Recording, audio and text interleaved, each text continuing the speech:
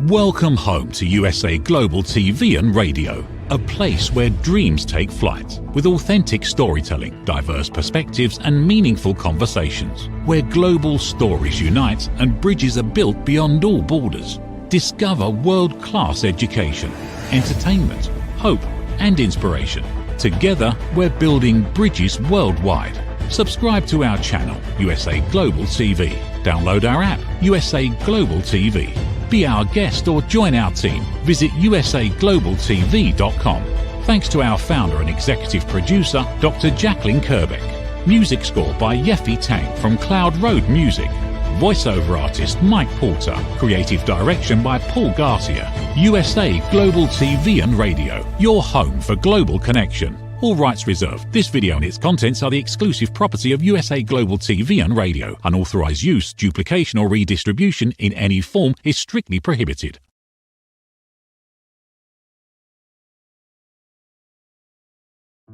USA Global TV and Radio proudly presents The Corner Bookstore, hosted by Red O'Loughlin.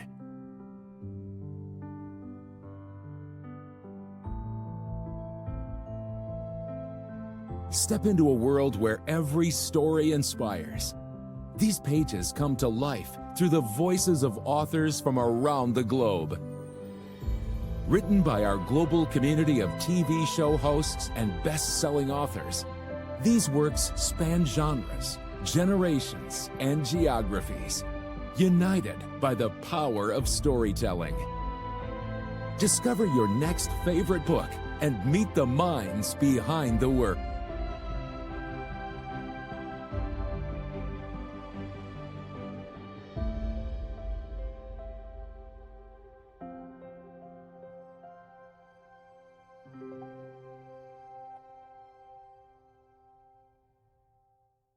Thursdays, only on USA Global TV and Radio.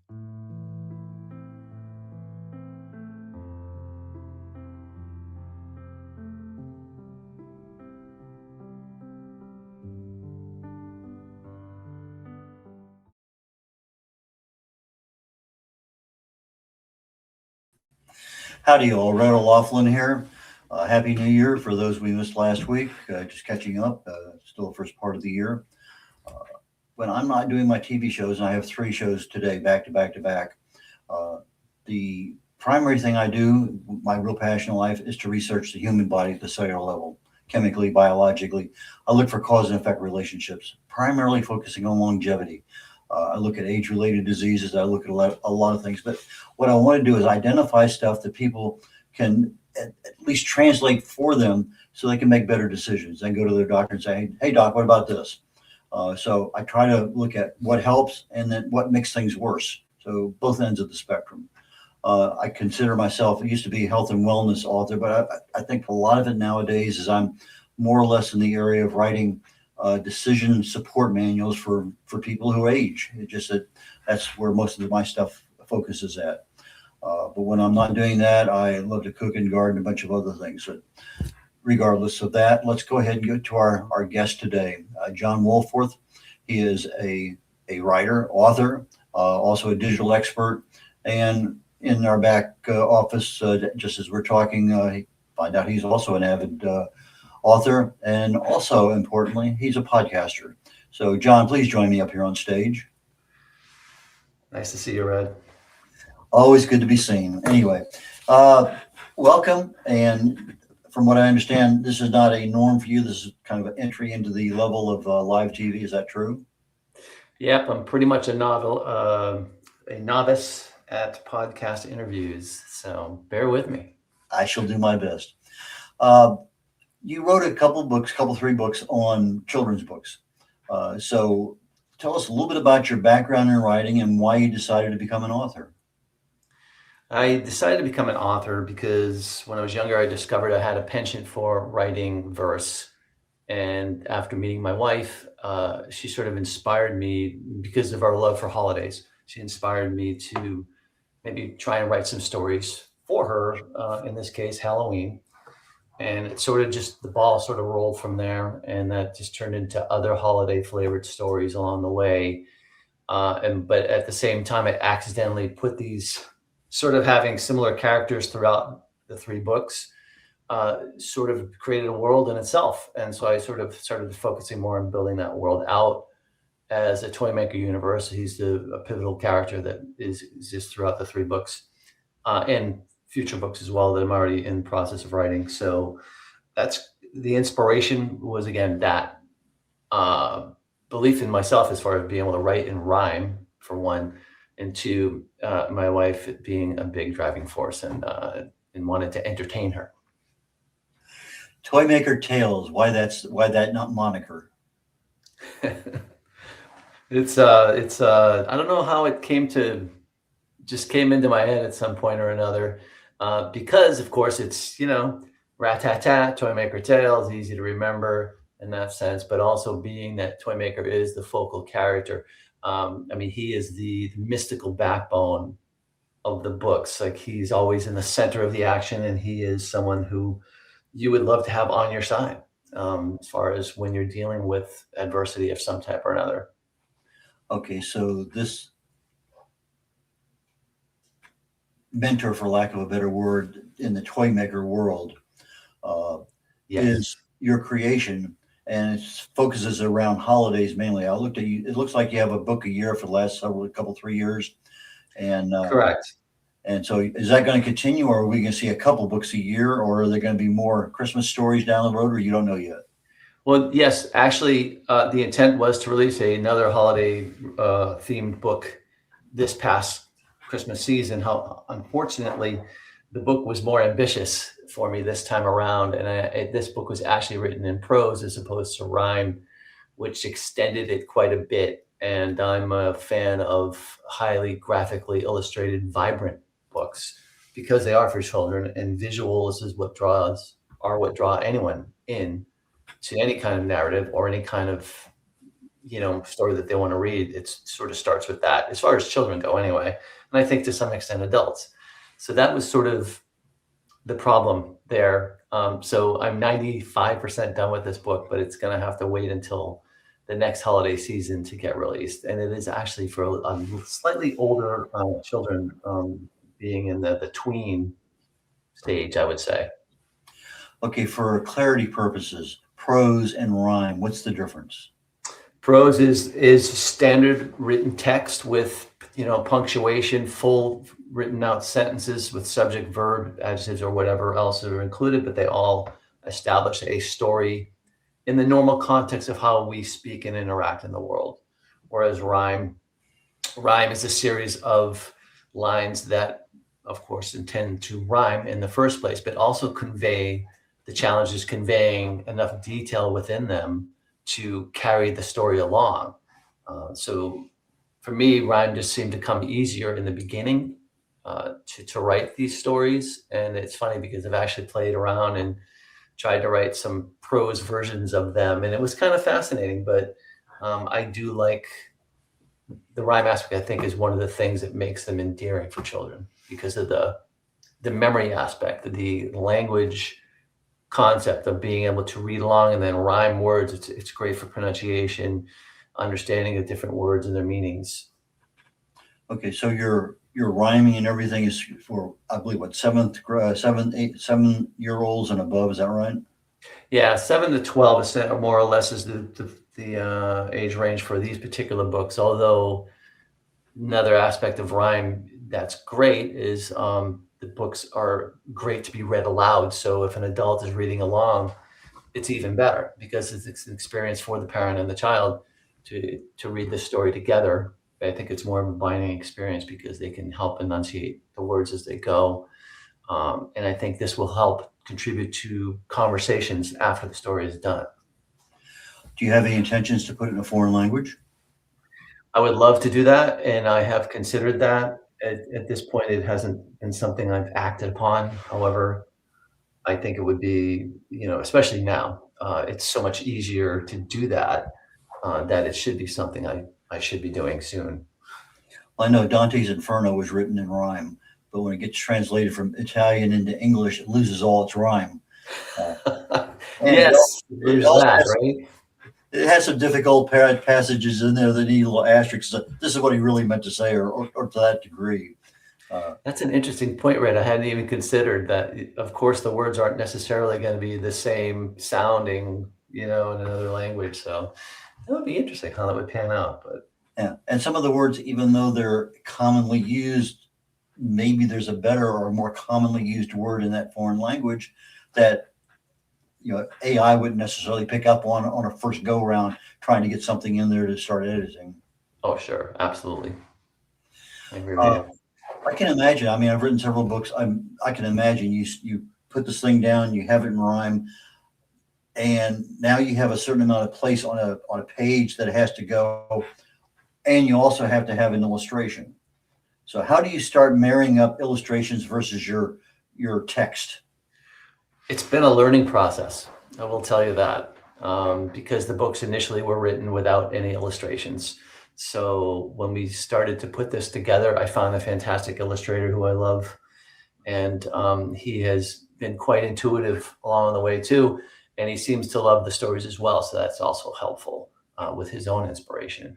So what I found is the best way to do it is to basically put the text into a layout and then present it to him, and then I would basically give notes as to which pages or which lines should reflect in the illustrations, and then we will try to make that work and marry it up in a way that it flows correctly, first of all. And usually what happens in that sense is that I get the illustration, and if I feel it's accurately interpreting what's going on, then we would basically put the proper text in on the page where that illustration appears.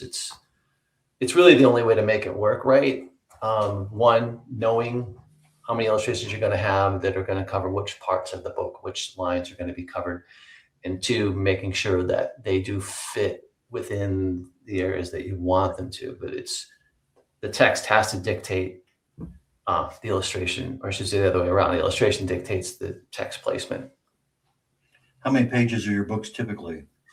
These 3 books average about 50 pages, and that is because the format of these 3 books is essentially 1 page is a full illustration. So you've got a page of text and a page of the other page is an illustration in each spread.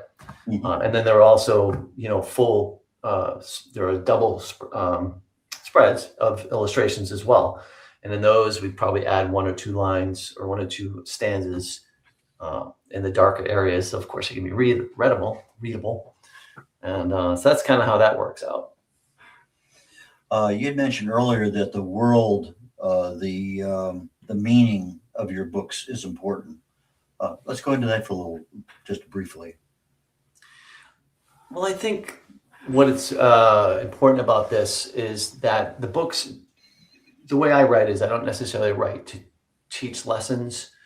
It's more like let the children read the story and pull the lessons that mean something to them from it.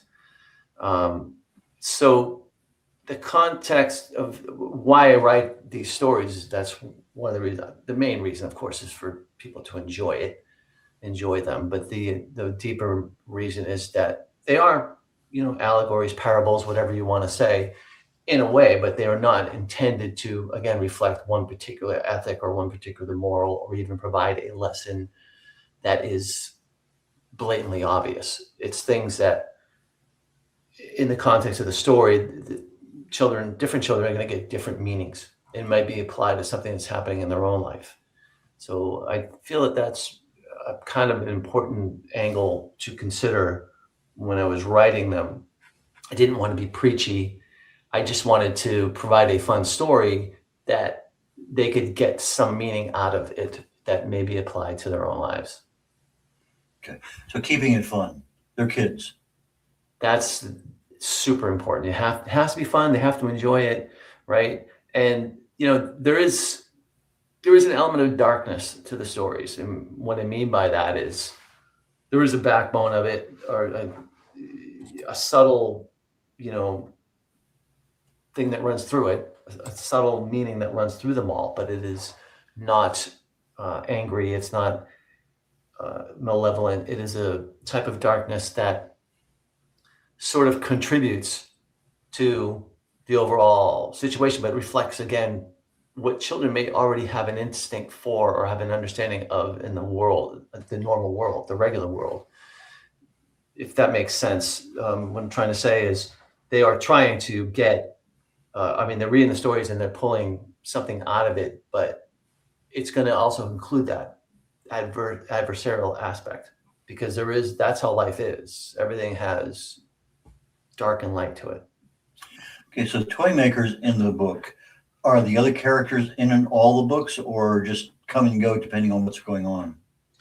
For these 3 books, the toy maker is the one character that appears in all 3, but there are overlaps to the Christmas and the Halloween story.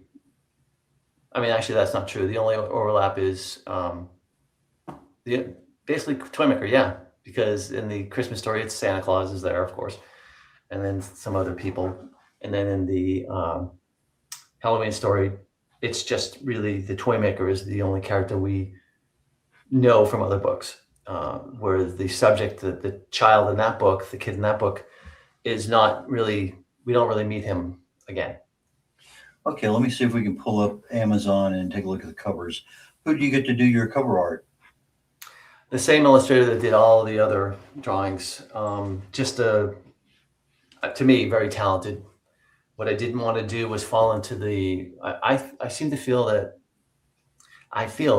a lot of books, the art is super similar in the way they portray characters, with a similar kind of faces and a similar kind of actions and things that they do. And I wanted to try and break that mold a little bit and have characters that have more differences to them, more details or more things that define them from the ubiquitous, the big-eyed characters that you tend to see across a lot of different children's books. Okay, so your illustrator did the inside of the book, and then at some point in time, you all start working on the cover, and Correct. And this is what you have coming up. Maybe we get somebody to click on the cover just a little bit to see how that might come up a little bit bigger. There we go. Fantastic. Thank you. Yes, I love that's why I just love his penchant for detail. I said, I want a toy factory on a mountain. Well, what can you do? It's sort of like that. Okay. Now, this is a Christmas book, and you said you just got finished writing another Christmas book that's going to come out next Christmas? Correct. Like, the manuscript is done, but the illustrations were not completed in time for the season, so we sort of had to put it on hold. But I look at that as a win, because it gives me time to go back and reanalyze the story and maybe fix any other holes that may be present. It was actually interesting because I did read it to my wife, and she's, well, what about this and this? And I'm like, oh, okay. So there's probably a little bit more, information required to make that story balance better. So that's where that's the goal, is to get that one out next season. But in the meantime, I'm probably going to try and work on something else that is a bit more evergreen.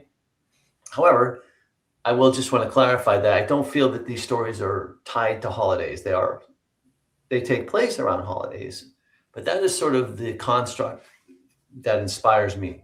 That's how I wrote them in the first place. But the stories themselves are lessons. I keep saying that, but they're not true lessons. But again, I was trying to just make the point that they have things in them and, aspects to them that happen every day. That it's just anyone's life could experience things that come up in these stories. John, we're getting ready to go to a break here very shortly, commercial break, maybe a minute and a half. But when we come back, I want to continue on the book, your editing and development and proofing and all that.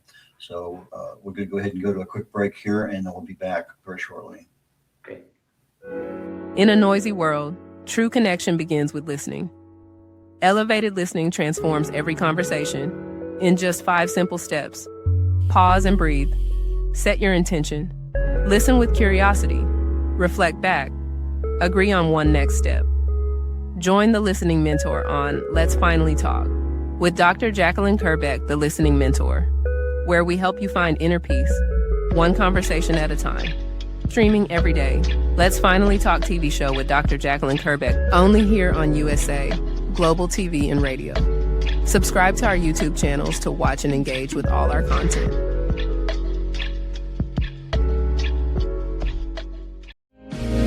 Listen, babe, now, listen, babe, now. Listen, babe, now, listen, babe, now. Listen, babe, now, listen, babe, now.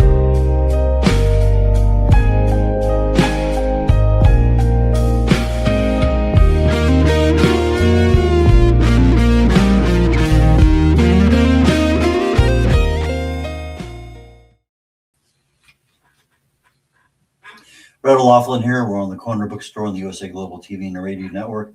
And my guest today is fellow author John Wolforth. He's a children's author. And John, please join me back up here on stage. Here we are.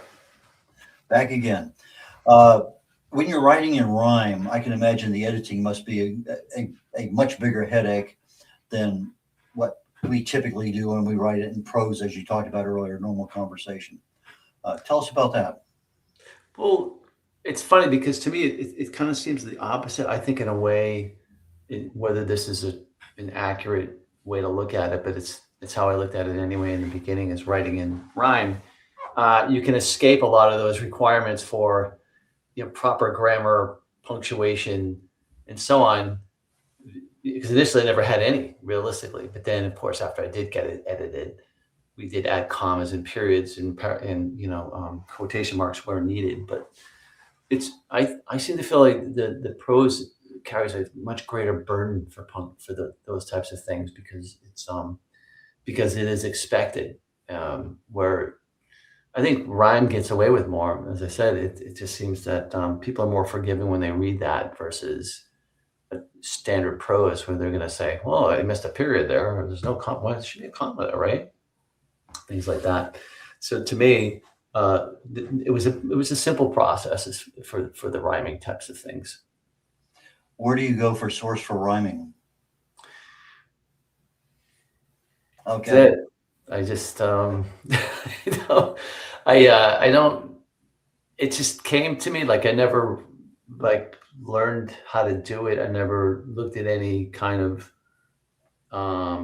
examples or methodologies, whether that is sort of a thing, when you write or when you write music and so on, that you have a proper cadence. And now that is important. And I've discovered that more as you go along, that, sometimes in rhyme, you were writing things just to fit, to make it rhyme, and it may not be the best choice of words. And sometimes it works and sometimes it doesn't work. And the challenge there is, of course, to make it flow. You need it to flow. It needs to balance. So, I'm often finding myself going, okay, so there's 7 syllables in this line. So there should be 7 syllables in that line. And that's not always true. It doesn't necessarily have to be. It's how it's inflected is more important than how many syllables are there. Inflected and the way that it's just comes off the tongue. I mean, I think you know what I'm getting at. Is it needs to flow and balance so that it feels comfortable as you read it and not clunky and clumsy. Have you used or have you considered using AI as a source for rhyming? Well, what's funny is I threw a story and I said, actually, I went to ChatGPT and I said, write, I forget what it was. I was sort of doing, I think, a LinkedIn post or something like, oh, I want to be funny. Like, what would you do for like a rhyme about this subject? And it comes up with this stuff. And I just sort of say, it's not bad. Some of it's actually good, but more of my concern is where do you get it versus how good or bad it is. So I tend not to want to depend on that. Well, I wasn't concerned about actual writing, the intellectual property you're talking about, but what words rhyme with right, for instance, and then you 100. Oh, I see what you're saying. 115 words that rhyme with right, but what are the meanings that convey the same thing? So just using it as a tool, like a spell check. That's a good idea, Red. I haven't actually tried that, but no charge. Just take it and run with it. All right, I appreciate that. But like anything else, when you're using AI, it's all in the prompt. I use Right. about a 2-page prompt for my research that I do in the human body because I want to have certain things. And I have probably an hour conversation almost daily with ChatGPT on some aspect of things that are going on. And last night I'm saying, okay, notebook LM, I'm probably going to be using, not probably, I will be using it very shortly. And so we're having a conversation back and forth about how I can meld those two AIs together to maximize what I want in order to do the development and the research down the road. So I think there's a lot there. And again, it's how you use the tool. I mean, certainly you can say, write me a book. Here's this, boom, boom, boom, and make sure it rhymes. Thank you very much. And, but that's not you. That's, an artificial thing creating something. But if all you need is words that rhyme, it's a tool. It's like spell checker. Why not use it? Grammar checker. Oh, it is. And I use it for research in other ways, not that particular way, but I do use it for my Substack posts, for example, because those are current affairs and, about the current state of the world. So in that case, I often use it for research as far as getting statistics and getting details of particular stories or particular events that are happening from different angles. Of course, you don't want to just take one account for anything. And I think that is a very helpful tool for those purposes. It does accelerate the process and gets rid of a lot of the tedium as far as writing those types of posts, because, who wants to spend their time going through multiple websites and trying to extract certain aspects of what you're reading to come up with a narrative that is true and accurate. So I might suggest Notebook LM as a potential source for you down the road. yeah. It from what you're telling me, I think it'd be a tremendous boost for you. I'll take a look at it, Red, because if you're suggesting it, that might be a good. I will do it. I asked you earlier if some of the same characters were in multiple books, but I wanted to find out, is there going to be a series, like there's a Christmas series where the same characters are getting older or getting more involved with things? Right. So the three, like, they're not, there's an Easter story, Halloween story, and a Christmas story, right? So I've sort of been cyclical. I'm going back. The Christmas story was the first one, so now that's what the next one is, right? But beyond that, I've got several other Christmas stories. I don't have another Easter story. I have a bunch of Valentine's Day stories, which are kind of humorous. But I mean, I think where I'm going with it is get that story done, and then probably, as far as revisiting characters, if that's what you're saying, there's very few characters that will be revisited in the context of these stories, even though there is one Christmas story that shows the kid from the Halloween story, The Witch's Revenge, as an adult, but he's only briefly in it. He's not central to the plot. Any thought about taking advantage of being the 250th anniversary of the United States and having a story that would fit into that one? Absolutely. And I have thought about that. And thank you for asking. And I do have thoughts on that. And it would sort of be a tie between what happened in the beginning and sort of through the more sensitive periods of history. And the challenge is to find a way to tie all that together and create a narrative that balances it all. But that's one thing I'm confident about, is finding that ability to create those sort of rhyming passages and make it sensible. So that's the goal. Yeah, I'd probably think seriously about doing that type of story. Any audiobooks in the future? Oh, I'd love to do that too. It's funny. My wife is a voiceover artist, although that's not her main job, and I've been bugging her to do it, but she actually works in legal. That's her main profession. So she doesn't have a whole lot of time. So it's sort of like it hasn't happened. We still would like to do it. I may just say, okay, well, you're fired. I'm going to go with somebody else. Well, I noticed a couple of years ago, the KDP Amazon offered hardcover, like 70 pages or something like that. And that was kind of a new one, because that was usually Ingram Spark or somebody else to get that done. Now, this season, it's audiobooks are now available with obviously computer voice, AI voice. I'm giving serious thought to it, but I've got to find the right voice that fits. For what I write, I have a certain thing in mind, but that might be an easy way, so at least something to look at.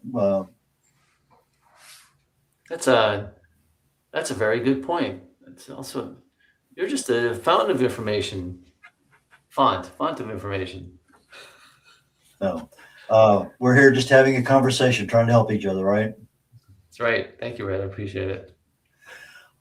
Any customer feedback? Have you been at book signings or anything like that, or somebody has been, my kid loved this book? Tell us about that. I have done readings at various libraries and a couple of classrooms, and I've gotten some good feedback from that. As far as reviews, though, I've got one kid who is like my super fan. I think everyone hopes to have one of those.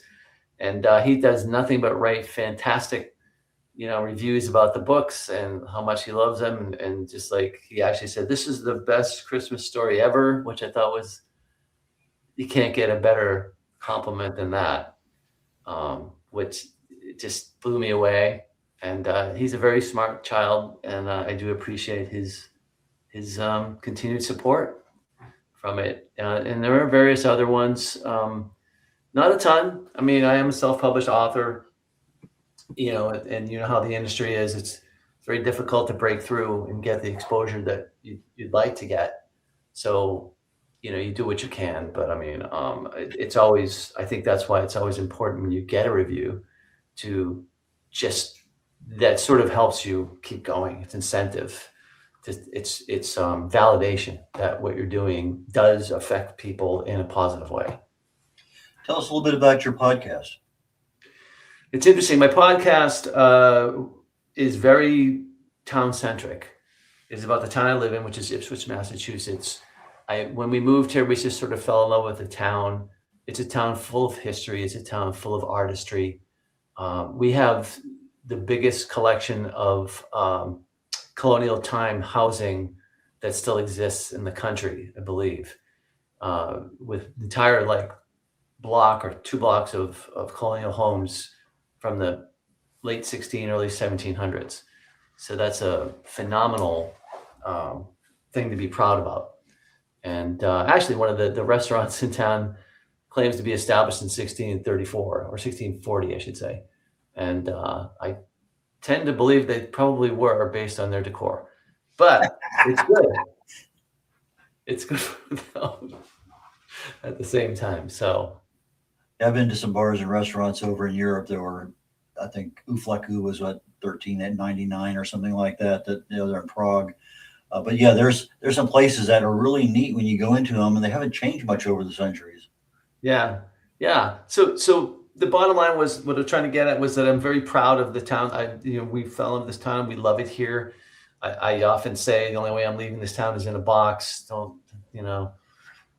little macabre, but that's sort of me. But the podcast came as an idea in a way that I wanted to give back to the community and just make a contribution to the people who are just, there's so many good, positive people that make a difference in this town. I wanted to give them a voice.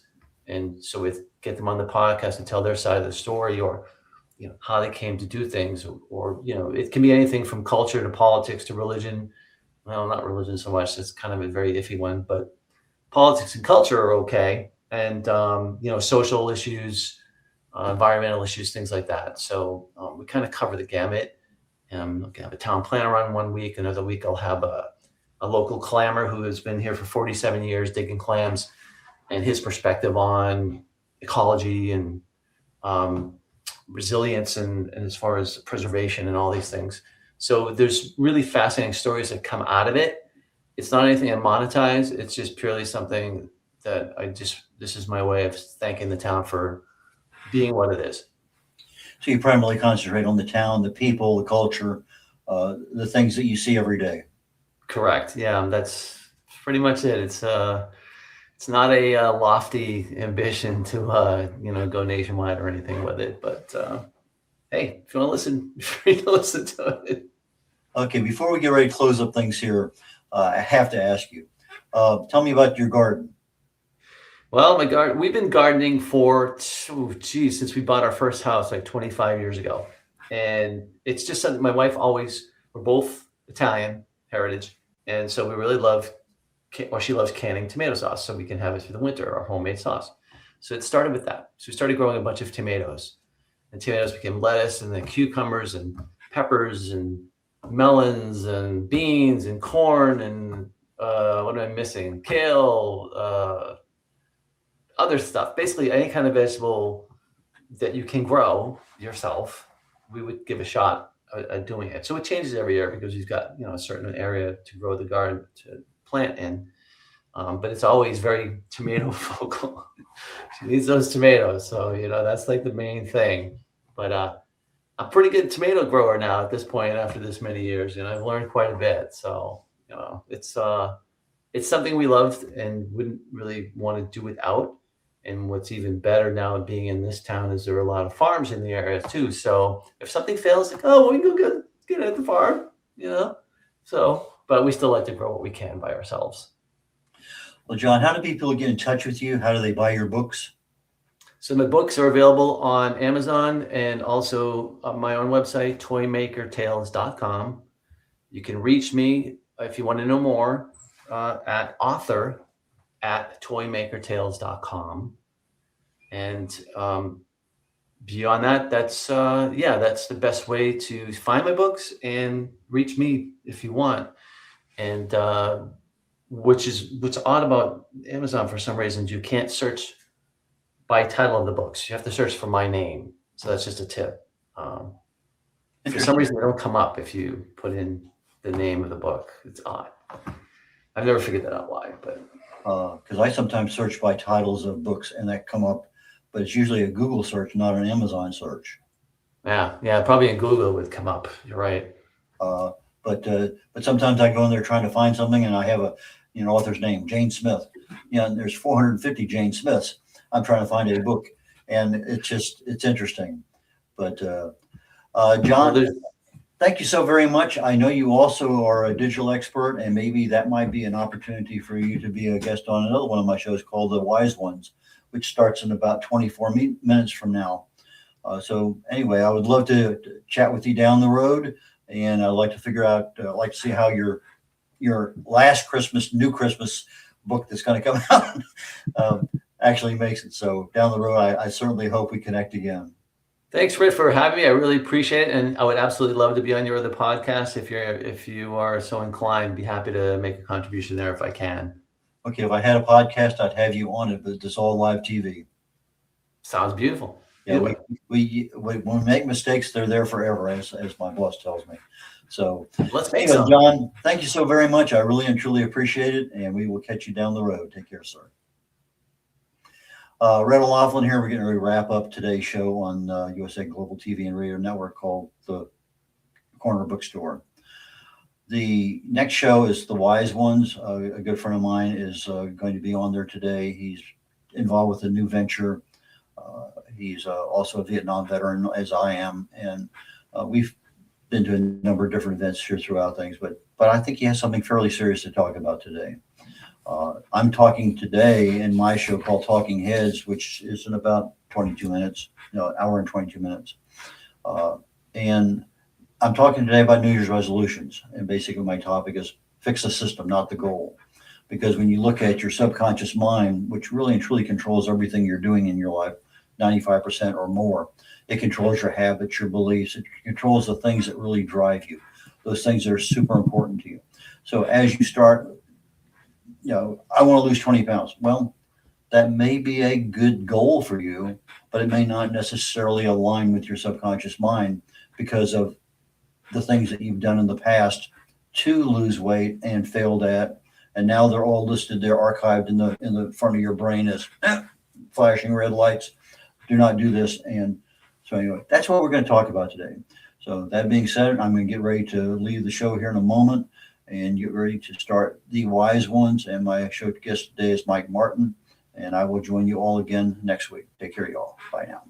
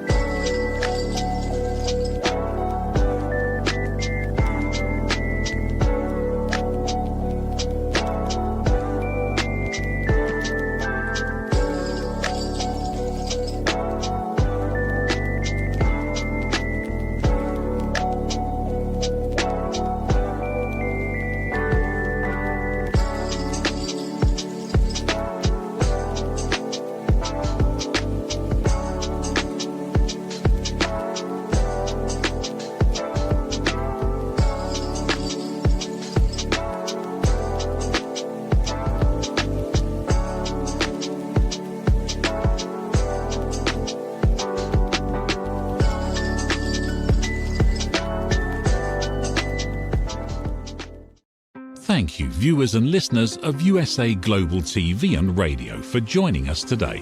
We're honoured to have your time and attention as part of our global community. At USA Global TV and Radio, we believe in the power of authentic conversations, meaningful connections, and creating a world of possibilities together.